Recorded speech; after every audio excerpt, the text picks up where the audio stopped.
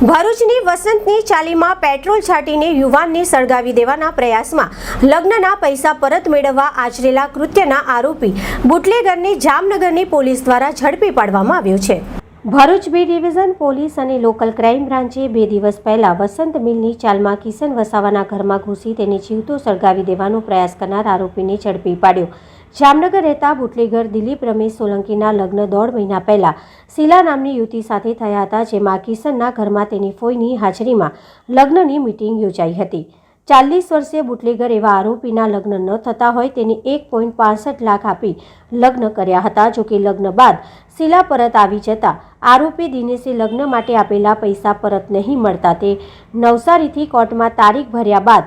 ત્યાંથી ટ્રેન મારફતે ભરૂચ લગ્ન માટે બેઠક થયેલ ઘરે જે પણ હોય તેને સળગાવી દેવાના ઈરાદે આવ્યો હતો। મોહ પર બુકાની બાંધી કિશન વસાવા પર પેટ્રોલ છાંટીને ત્યાંથી ભાગી ગયો હતો। ભરૂચ પોલીસે હત્યાના પ્રયાસનો ગુનો નોંધી આરોપીની ધરપકડ કરીને વધુની તપાસ હાથ ધરવામાં આવી છે। આજથી 2 દિવસ પહેલા ભરૂચ શહેરના વસંત મિલની ચાલમાં રહેતા એક કિરણ વસાવા નામના 23 વર્ષના યુવક ઉપર એક ઇસમે પેટ્રોલ છાંટીને મોઢે માસ્ક બાંધીને કિશન વસાવાને જીવતો સળગાવી નાખવાની કોશિશ કર્યા બાબતનો ગુનો ભરૂચ શહેરના બી ડિવિઝન પોલીસ સ્ટેશનમાં દાખલ થયો હતો। ભરૂચ બી ડિવિઝન પોલીસ સ્ટેશને આઈપીસી કલમ 307 મુજબનો ગુનો દાખલ કરેલો। આ આરોપી હતો એ અજાણ્યો યુવક હતો જેને મોઢે માસ્ક બાંધીને કિશન વસાવાને મારી નાખવાની કોશિશ કરી હતી, જીવતો સળગાવી દેવાની। એ ગુનાની ગંભીરતા સમજીને ભરૂચ જિલ્લા પોલીસ વડા શ્રી મયુર ચાવડા સાહેબે ભરૂચ બી ડિવિઝન પોલીસ સ્ટેશનની સ્થાનિક ટીમની સાથે ભરૂચ જિલ્લા એલસીબીની પણ જુદી જુદી ટીમો બનાવીને આરોપીને શોધી કાઢવા માટે તમામ દિશામાં તપાસને આવરી લઈને તમામ પાસાઓ બાબતે તપાસવા માટે જુદી જુદી ટીમો બનાવી માર્ગદર્શન આપીને તપાસ કાર્યવાહી હાથ ધરવામાં આવેલી હતી। ભરૂચ એલસીબી ટીમ અને ભરૂચ સ્થાનિક પોલીસની ટીમે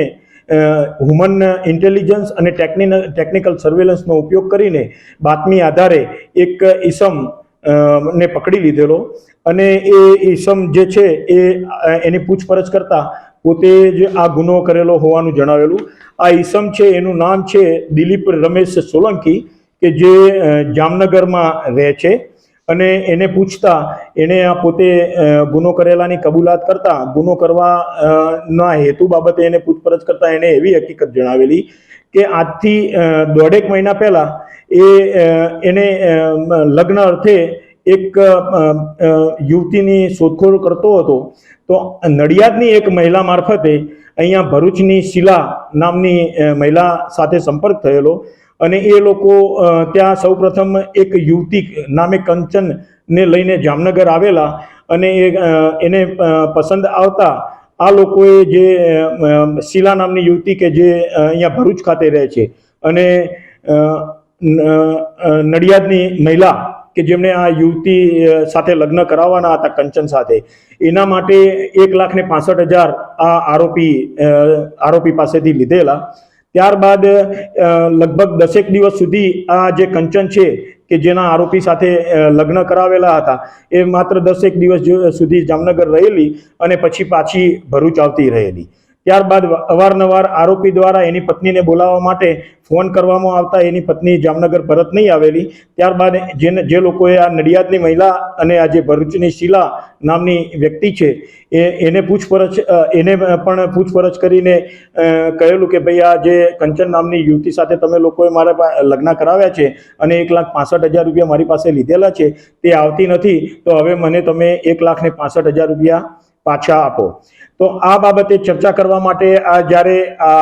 આરોપી છે એ ભરૂચ આવેલો તે વખતે આ ભોગ બનનાર જે કિશન છે એના ઘરે આ મહિલાઓ એને લઈ ગયેલી। એટલે આ શીલા કે જેને આ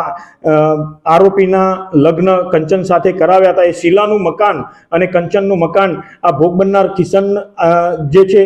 એ મકાનમાં જ રહે છે એમ માનીને અને આ લોકોને ઘરના કોઈ પણ સભ્યને કે જે આ છોકરી પક્ષનો કોઈ પણ સભ્ય જે મળે તો એને મારી નાખવો છે એવો પ્લાન બનાવીને એ આવેલો હતો અને એને પેટ્રોલ જે છે એ નવસારી એના વિરુદ્ધમાં પ્રોહિબિશનના ગુનાઓ પણ દાખલ થયેલા છે ભૂતકાળમાં।